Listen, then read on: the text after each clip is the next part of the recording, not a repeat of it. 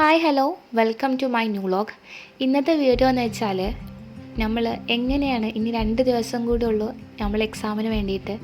പറയുകയാണെങ്കിൽ ഏറ്റവും ഏതാനും മണിക്കൂറുകൾ മാത്രം. കാരണം ഒരു ദിവസം കൂടി കഴിഞ്ഞാൽ ഇൻഷാ അല്ലാഹ് +1 എക്സാം സ്റ്റാർട്ട് ചെയ്യാണ്.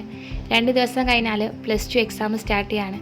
ഈ വീഡിയോ എടുക്കുന്ന അന്ന് 3-ാം തീയതിയാണ് കേട്ടോ, മാർച്ച് 3 അപ്പം ഇന്ന് കഴിഞ്ഞൊരു വീഡിയോൻ്റെ അതിൻ്റെ മുന്നത്തെ ഒരു വീഡിയോയിൽ ഒരു കുട്ടി കമൻറ്റ് ഇട്ടിരുന്നു, എങ്ങനെയാണ് +1 ഇമ്പ്രൂവ്മെൻറ്റ് കെമിസ്ട്രിക്കും പിന്നെ +1 ബയോളജി എക്സാമിനും +1 ബയോളജി ഇമ്പ്രൂവ്മെൻറ്റ് എക്സാമിനും ട്രൈ ചെയ്യുന്നുണ്ട്.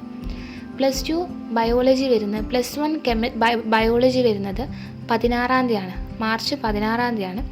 +1 കെമിസ്ട്രി വരുന്നത് മാർച്ച് 13-ാം തീയതിയാണ്.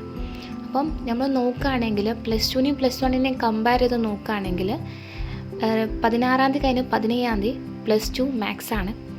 13-ാം തീയതി കമ്പയർ ചെയ്യുമ്പോൾ നോക്കുമ്പോൾ 12-ാം തീയതി നമുക്ക് അറബിക്കാണ്.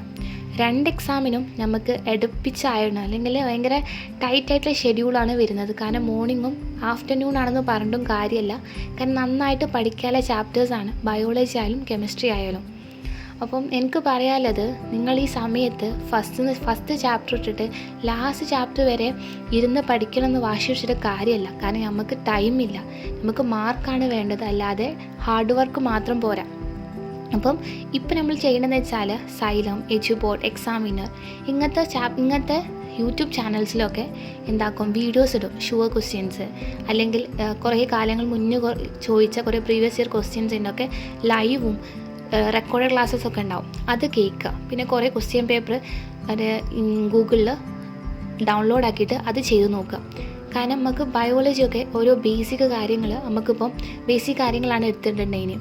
കാരണം നമ്മൾ 10th വരെ ഏറ്റവും കൂടുതൽ അറിയാം കുറേ പഠിക്കാനുള്ളത് ഹിസ്റ്ററി ആണെന്ന് വെച്ചിട്ടുണ്ടെങ്കിൽ +2 +1 ബയോ സയൻസ് കാറ്റഗറി വന്നപ്പം ഏറ്റവും കൂടുതൽ പഠിക്കാനുള്ളത് ബയോളജിയാണ്.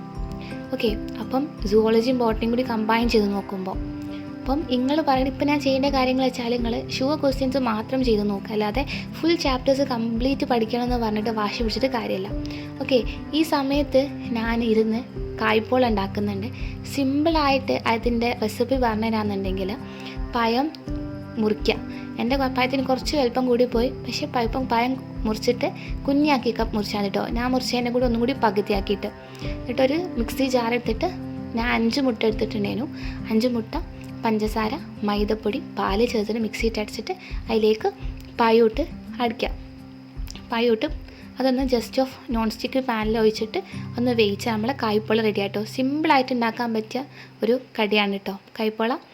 പിന്നെ ഒരു സമൂസ പൊരിച്ചിട്ടുണ്ടേനു, ആ സമയത്ത് അറിയാം പത്തിരി ഉണ്ടാക്കിയിട്ടുണ്ടേനു. നിങ്ങളിങ്ങനെയാണോ നിങ്ങൾക്ക് അറിയില്ല. എത്ര പഠിക്കാനുണ്ടെങ്കിലും എത്ര ക്ഷീണമാണെന്നുണ്ടെങ്കിലും ആ ഒരു വൈകുന്നേരം സമയമൊക്കെ ആകുമ്പോൾ അടുക്കളയിൽ തന്നെത്താനെത്തും. അതിപ്പം എത്ര തിരക്കാണെങ്കിലും ഞാൻ ആ സമയത്ത് എത്തും. ഇങ്ങനെയാണ് നിങ്ങളെന്നുണ്ടെങ്കിൽ കമൻറ്റ് ചെയ്തിട്ടോ. പിന്നെ +1 കെമിസ്ട്രീൻ്റെ കേസിൽ പറയുമ്പോൾ organic കെമിസ്ട്രിയും hydro കാർബണൊക്കെ ബേസിക്കാണ്.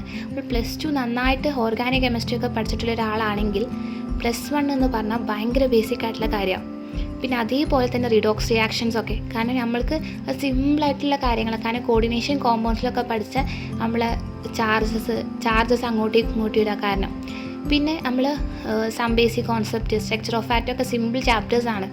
Classification of period elements ആ ചാപ്റ്റേഴ്സ്, കാരണം നമ്മൾ D block elements, F block elements പഠിക്കുന്നതുകൊണ്ട് തന്നെ നമുക്ക് അത്യാവശ്യം കുറേയൊക്കെ സിമ്പിളായിട്ടുള്ള ഭാഗങ്ങളും വരുന്നുണ്ട്. പിന്നെ അതിൽ കുറച്ചും ഡെഫായിട്ടും അല്ലെങ്കിൽ നമ്മൾ തീരെ നോക്കാത്ത പാഠങ്ങളായിട്ട് വരുന്നത് ഇക്വിലിബ്രിയോ, തെർമോഡൈനാമിക്സൊക്കെ. അത് പിന്നെ പഠിച്ചിട്ട് എത്തിക്കുന്നത്, അതൊക്കെ പറഞ്ഞ് നിങ്ങൾ ഷുവർ ക്വസ്റ്റ്യൻസും പ്രീവിയസ് ഇയർ ക്വസ്റ്റ്യൻസും നോക്കുക. അപ്പം കുറേ മനസ്സിലാവും. Okay, by.